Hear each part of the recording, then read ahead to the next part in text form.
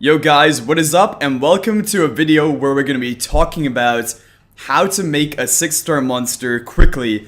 I'm sure this is a question that a lot of you guys have out there and I had when I was a beginner, and really there are two things I want to talk about. The first one being how to make a 6-star when you're an early game player. Now let's jump over here into the scenarios. And it doesn't matter where you're farming, the most important tip is to try and use your rep monsters every single day. If you can use all 50 of your rep monsters, hopefully you have 50 friends. It doesn't matter if they're able to farm Famon Hell or Taimur Hell, it doesn't really matter. Even if they can farm normal, it is good enough. Because the benefit of having a rep monster in here is that they will not suck up any of the experience when you're using them, which will leave all the experience that you gain from the scenario distributed across your monsters which you're bringing to level up. And that is the main reason why rep monsters are preferred over using a farmer. Like, for example, if my Soha was my farmer, which it was when I was an early game player, when I used her to clear a scenario, she would be sucking up some of the experience that we would gain throughout the scenario. But if you use a rep monster, they don't suck up any, so it's already bonus experience for your team. Now, another thing to note is whenever you're planning to grind a lot of experience on a particular day, maybe you're going to be farming for 3 or 4 hours, you definitely want to activate an experience booster. Now, fortunately for you, Comtez is pretty generous. They do offer a lot of experience boosters as event rewards or login rewards. There are many ways to get them, but you definitely want to activate them and you want to try to make the most of them. So when you have one running, you want to be, hopefully whenever you're able to play and that experience booster is active, you want to be farming up experience points. It doesn't matter what scenario you're farming, and of course you can't, you shouldn't only use your 50 reps. You should use them, all of them, every single time you have an experience booster active. But on top of that, you should also use your own farmer and get as much experience as you can, because having that experience booster active is already making it very efficient farming, because you're going to get double the experience that you would normally get, which is very good.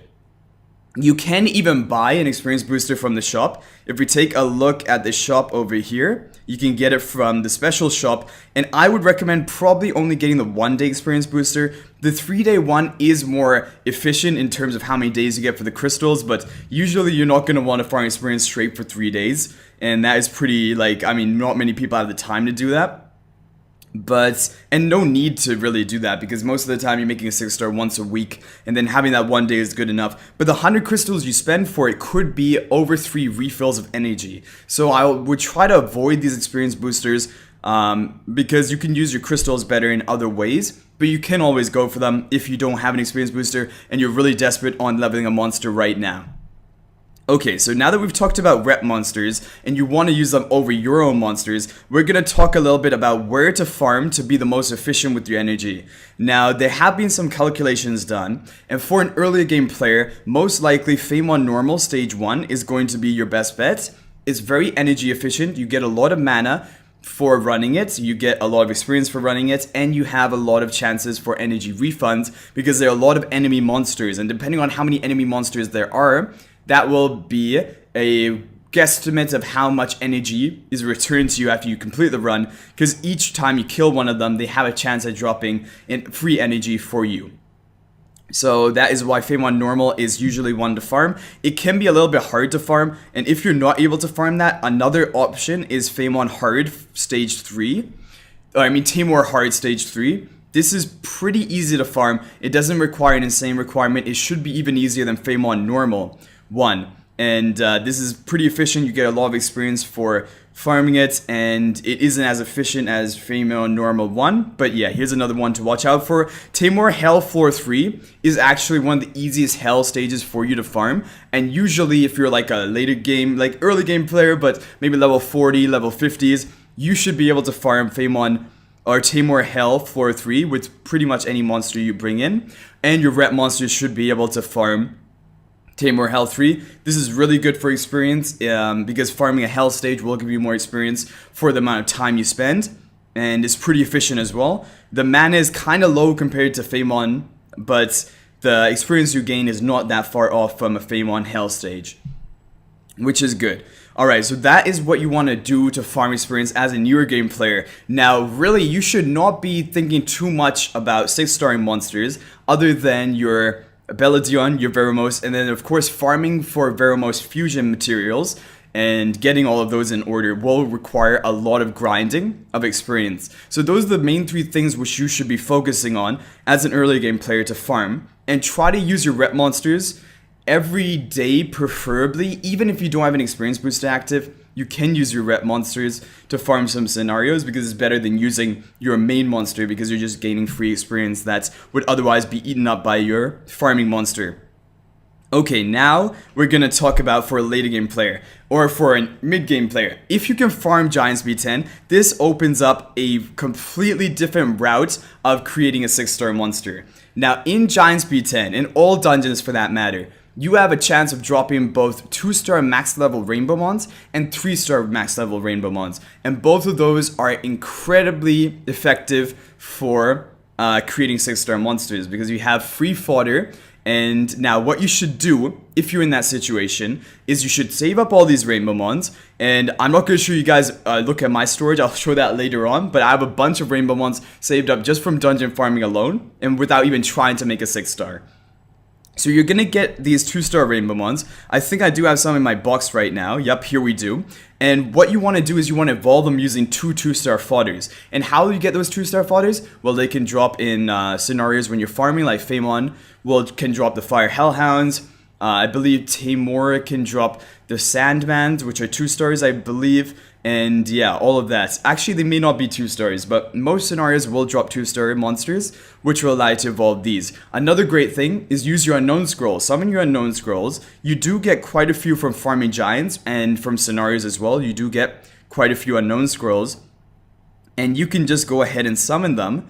And yeah, and you're likely to drop quite a few 2-stars. Use those 2-stars to evolve these 2-star max level Rainbow Mons, and then you can use those 2-star max level Rainbow Mons that you've just evolved into 3-stars to evolve the 3-star max Rainbow Mon. And then you're gonna have a bunch of 4-star Rainbow Mon. And now what do you want to do with that? Now there are ways for getting 5-star monsters out of those 4-star Rainbow Mon without even grinding anything. Because if you take a look at the guild shop over here, once per week you're able to buy a 4-star max level Rainbow Mon for a pretty low price. 150 guild points is really a cheap deal. Most of you should be able to get this once per week. I definitely recommend it. Very good for progression. It's a 4-star max level Rainbow Mon. You feed those 4 stars that you evolve from 3-star max level Rainbow Mon, create a 5-star Rainbow Mon, and then you already have 1 5-star. And also, completing TOA, or not even completing TOA, getting to TOA floor 60 on normal or hard. Maybe hard is a bit of a stretch for mid-game players who are just farming GB10. However, for normal, you should definitely be able to make it up to a floor 60, which will reward you another 4-star max level Rainbow Mon. So you're going to get a lot of these 4-star max level Rainbow Mons. You can even get them through events sometimes when a good event is running. And then you can evolve using all of your Rainbow Mon fodder without grinding any experience points. You can create 5-star Rainbow Mon. And then once you have 5-star Rainbow Mon, all you have to do is level up that single monster you want to create as a 6-star, level it up to 5-star max, which shouldn't take too long, and then evolve it using those 5-star Rainbow Mons. And that is actually how I've managed to evolve the bulk of my 6-stars right here. I don't have that many, but because we are rewarded with so many Rainbow Mons, like at my stage right now, I'm farming dungeons a lot. I'm doing practically no experience farming, because whenever I want to make a new 6-star, I just save up Rainbow Mon, because I have so many Rainbow Mon, like more Rainbow Mon than I could even hope for. I don't even want these many, because right now I'm actually near cap in both my storage and my main box. But the important thing to do, especially if you want to be efficient for a newer player, you don't want to feed these 3-star max level Rainbow Mon into other 3-star max level Rainbow Mon. Like, I could actually right now take a 3-star max level Rainbow Mon right here and feed him these 3 guys and evolve it into a 4-star. However, you're wasting what these 3-star max level Rainbow Mon could turn into, because they could all turn into 4-star Rainbow Mon as long as you have more 3-star fodder. So yeah, that is why you should try to use them effectively and not feed them into each other, and only feed 3-star level 1 monsters into the max level Rainbow Mon. That's what I recommend. And yeah, you get so many, and really, whenever I want to evolve a monster now, because of all of this dungeon farming, I just wait for getting enough 4-star max level Rainbowmon, and then just use these plenty of 4-star Rainbowmons I have here. Or even I could also level up a couple fodders like this guy right here, and maybe some repeat nat 4s that I don't really want or need skill ups for, level them up to 5-star. Or to 4-star max, evolve them using these Rainbowmons, and then get new 5-stars, and then I can just make a 6-star right off the bat. So that is really the two ways of creating a 6-star. As an early game player, you're gonna have to exclusively create a 6-star by grinding experience. But when you get to a later game stage, even when you're just farming Giants B10, if you're farming it a lot, you're gonna drop a lot of Rainbowmons, you're gonna get a lot of unknown scrolls, and you will not have to farm any experience, and you can just generate more and more Rainbowmons to have 5-star fodder for your 6-stars. So those are the key tips I wanted to point out to everyone out there. And yeah, that is pretty much all I wanted to talk about. The main key points to take away are that you want to get that guild shop 4-star max level Rainbowmon every week, because that is invaluable, really good option. And then TOA normal, you want to try to clear the floor 60 if you can. Also, you will want to farm a lot of giants after you're done with your GB10 team. And yeah, now rep monsters are more efficient to use than your main farming monster. Doesn't matter if the rep monsters can't clear a really high stage, even if they're like, I don't know, 5-star rep monsters, they should be able to clear at least maybe Taymor, even, okay, worst case, they're gonna clear Taymor normal, floor 3, which is not that bad, because you can drop, yeah, so you can drop these 2-star salamanders. That is what I was thinking of for Taymor Hell. And if you drop a 3-star monster, even better, because you're probably gonna need Bernard skill ups for your Wind Griffin, and 3-star monsters are great fodder to feed to your 3-star max level Rainbowmons when you get them in the future. So that is pretty much the way I would advise to get a 6-star as quickly as possible. And because maybe you guys will be able to understand after all this talking I've done that now creating a farmer, a pure farmer for your progression is not that important because of all the Rainbowmons you get. And as a late game player, you hardly farm any experience points because you're getting so many Rainbowmons from the dungeons, you pretty much have the fodder waiting around for whenever you want to make a new 6-star monster. So that is why I don't advise 6-starring a farmer, because it would be a waste of a 6-star. It isn't the worst thing in the world because, again, you may want to farm a lot of experience, especially if you want to make 6-stars when you don't have enough Rainbowmon fodder yet sitting around. Then you can just farm extra experience, and yeah. And then you're not too dependent on your rep monsters. You can also use your own farmer and maybe farm a higher stage, a higher scenario with on a higher difficulty. But really, okay, there's one more thing I need to talk about, which I should have probably talked about earlier. I just saw it over here, the Dimensional Rift. This is really good only if you have a time constraint. Let's say you woke up in the middle of the night, you have full energy, you want to go back to bed.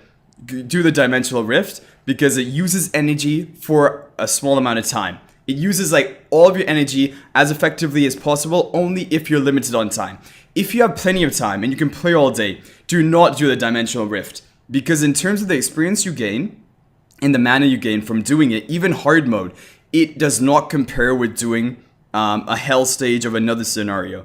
So like Famon Hell is probably one of the most optimal ones that you can farm, but even Taymor Hell would be better than farming the Dimensional Rift hard mode.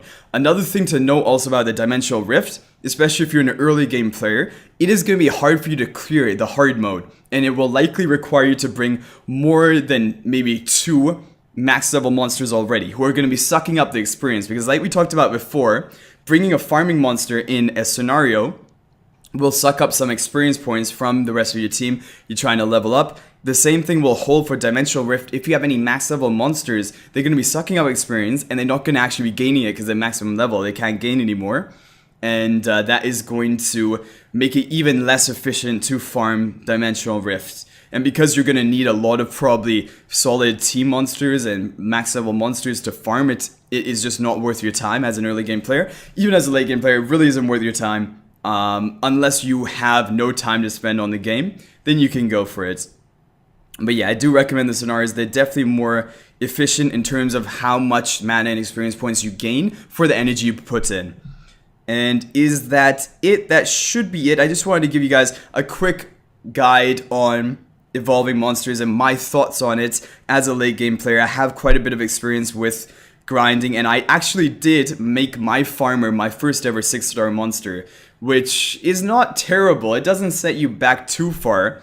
However, it is not needed either, because really you're going to be relying on your rep monsters a lot of the time for grinding experience.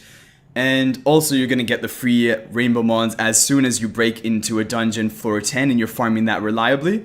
You're going to have no issue with grinding up experience the old-fashioned way through the scenarios anymore. But yep, that is important. Now the key tips to note are buy the rainbow mons, the 4-star max level rainbow mons. Get as many as you can by doing TOA 60 of normal and hard if possible. Also, you are going to want to use an experience booster. Keep it active whenever you are trying to farm experience. And that is important. However, do not, like, for example, if you only have 1 hour to play and you can't play for the rest of the day, don't go ahead and buy the experience booster, because then it's not worth your time. It is more effective for you then to just farm the experience however you want without an experience booster active, rather than paying 100 crystals for this experience booster right here. The only time this will break even when you buy one from the shop is if you're going to farm for long periods of time. If you're going to farm for long periods of time, you have no experience booster, you are too impatient to wait for one from an event or a login reward, which is the thing that I would recommend. Just wait around for when you get a free experience booster. You're going to get it pretty quickly. But if you're not willing to do that, then you can buy it from the shop, but make sure to make it worth your while. You will want to grind a lot of experience that day to make the most out of it, because then it will break even and it will even lead to a profit for you if you are spending a lot of time grinding experience points with this EXP booster active. But yeah, the EXP booster is a huge advantage. It doubles your experience, which will reduce the amount of energy you have to spend by half, because it doubles, and it also speeds up the time to actually make a 6-star by half the time. It will only take half the time, if you know what I mean. But yeah, you don't want to buy it if you aren't able to commit a long amount of farming period to it. And yeah, but you want to try to get it active when you're farming experience, because it will only be more efficient. Anything else that I want to talk about? Yep, use rep monsters over your main monster. That is pretty important as well. And once you're able to farm a B10 of a dungeon and you're able to farm it reliably, just sit in the dungeon. You're going to get plenty of rainbow mons, and then farm TOA whenever you can and get the daily or the weekly guild shop rainbow mon. You're going to be good to go. Good to have a lot of fodder. And you're going to probably end up something like me, where I have too much fodder. I don't even know what to do with it. And yeah, guys, I hope you enjoyed this video. I hope it was a little bit insightful, and I hope you farm more efficiently in the future and are able to get 6 stars quicker, or using less energy and less crystals. Anyway, until the next video, everyone, peace out for now.